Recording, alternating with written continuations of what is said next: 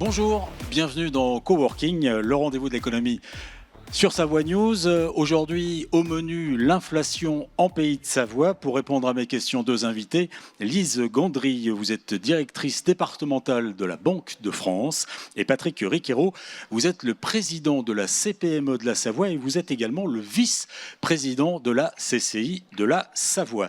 Alors, l'inflation est présente dans notre pays depuis le début de l'année. Ça, c'est pas une information. Le pic semblait avoir été franchi. Lise Gondry, est-ce que on constate une diminution des prix en septembre en Savoie? Bonjour Franck.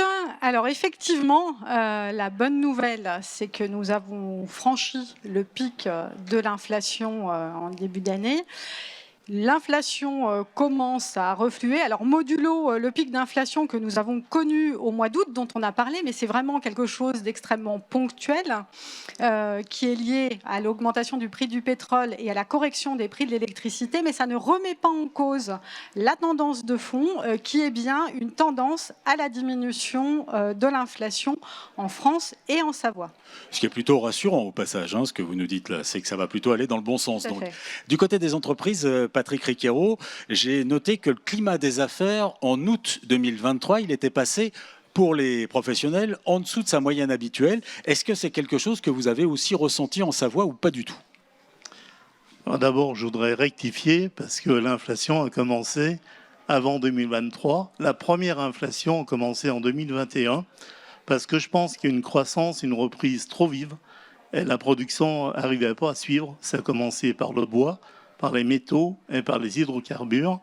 Et ensuite, évidemment, la guerre en Ukraine qui a plutôt alimenté une inflation alimentaire. Donc raison de plus, ça fait 3 ans qu'on est en inflation. Est-ce que vous avez senti un climat des affaires qui se dégradait là, depuis cet été?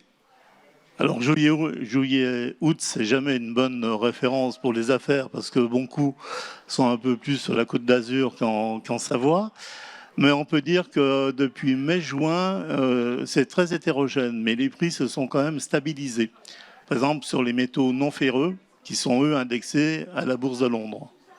Donc là aussi, plutôt une tendance qui est un peu similaire. Ça semble pas aller si mal que ça. Cela dit, est-ce qu'il y a des disparités? Est-ce que tous les secteurs de l'économie des pays de la Savoie sont impactés de la même manière?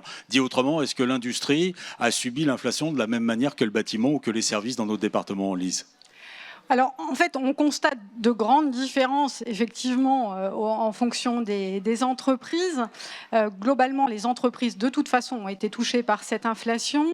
Peut-être à noter, vous parliez de l'industrie, Franck, entre les entreprises qui exportent et les entreprises qui sont sur le marché intérieur, on voit une grande différence. C'est ce qu'on constate, par exemple, au niveau européen avec l'Allemagne. On voit bien aujourd'hui qu'on a un ralentissement en Allemagne qui est important. Pourquoi? Parce que l'Allemagne est très tournée vers les exportations, très tournée vers la Chine aussi, qui est plutôt en phase de décélération. Donc, on a des entreprises savoyardes, oui, qui peuvent être touchées au niveau de l'industrie.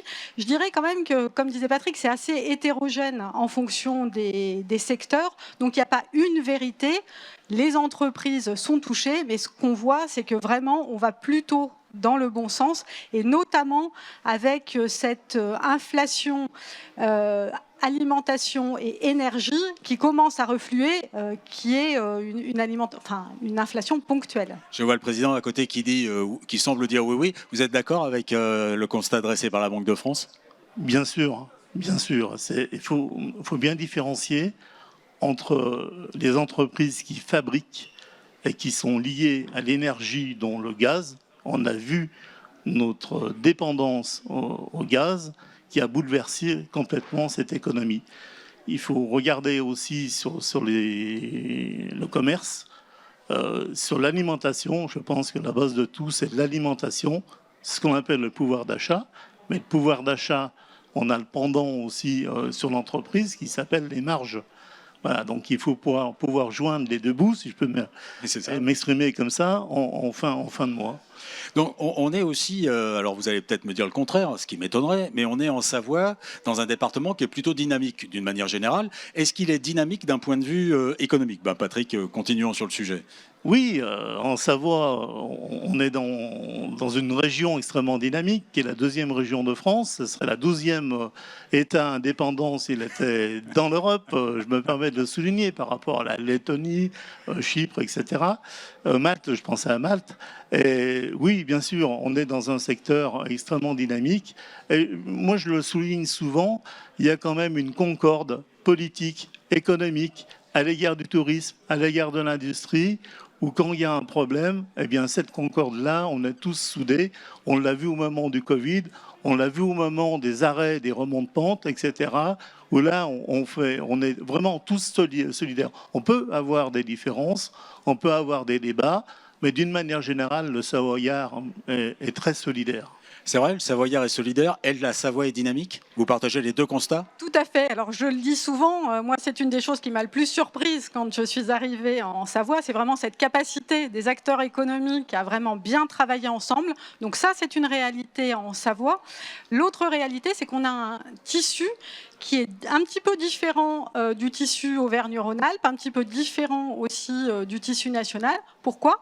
Parce qu'en fait, on a un petit peu moins d'industrie, un petit peu plus de bâtiments et plus de services, notamment l'hôtellerie-restauration. Et c'est ce qui fait aussi que la Savoie ne réagit pas toujours de la même manière. On l'a vu post-Covid, où l'activité avait fortement chuté, beaucoup plus que dans d'autres départements, mais à l'inverse, avait rebondi ensuite beaucoup plus fort.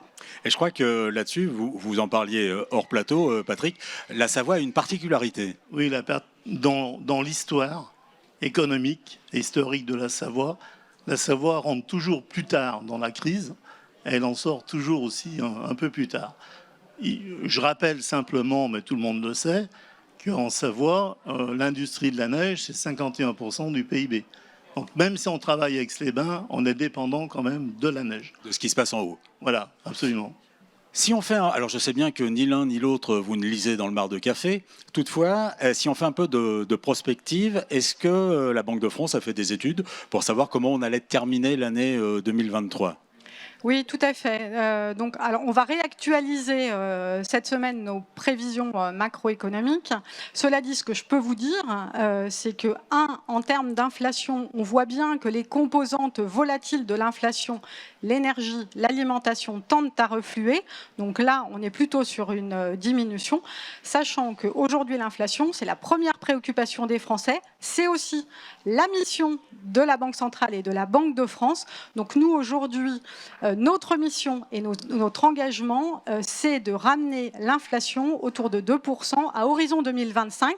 C'est ce que nous faisons actuellement par le biais de la politique monétaire. Et plus généralement, sur l'activité économique, on constate qu'effectivement, on est plutôt dans une phase de ralentissement. Mais là, je le dis, c'est un ralentissement, ce n'est pas une récession. Et aujourd'hui, on écarte complètement le risque de récession. Ça veut dire, si on vous suit bien, que si on n'est pas en récession, si je me souviens des cours d'économie, c'est qu'on est en croissance alors. On est en croissance faiblement positive, Franck. Faiblement positive, ça c'est presque de la politique. Du côté des entreprises, est-ce qu'on voit la même chose? C'est-à-dire, est-ce qu'on est plutôt optimiste pour la fin de l'année 2023? Ça dépend le verre, comment vous le voyez, s'il est moitié vide ou moitié plein. S'il est moitié vide, changez de verre, prenez-en un plus petit, vous le verrez complètement plein. Donc ça sera beaucoup plus facile. Oui, on est... D'abord, l'inflation, comme l'a dit Lise, il y a plusieurs composantes. Il faut qu'on puisse vivre de son métier. L'alimentation, je pense, c'est un facteur essentiel, parce qu'on ne peut pas s'en passer.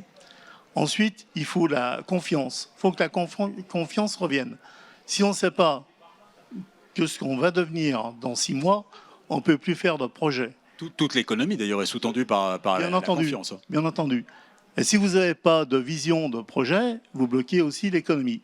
Donc c'est une péréquation qui est très délicate. Il y a de grandes chances qu'en 2023, on s'en sorte. Ce n'est pas les mêmes conditions. Il faudrait plutôt aujourd'hui marquer une pause à l'égard des entreprises, d'arrêter le yo-yo fiscal qu'on voit chaque année, parce que si les entreprises n'ont pas une visibilité à moyen ou à long terme, elles n'investiront pas. Eh bien, je vous propose, mesdames et messieurs, de nous revoir à la rentrée en janvier 2024 pour voir si vos prévisions elles étaient bonnes. On est à la fin de ce rendez-vous. Je vous souhaite une très belle semaine, une très belle journée. On se revoit bientôt.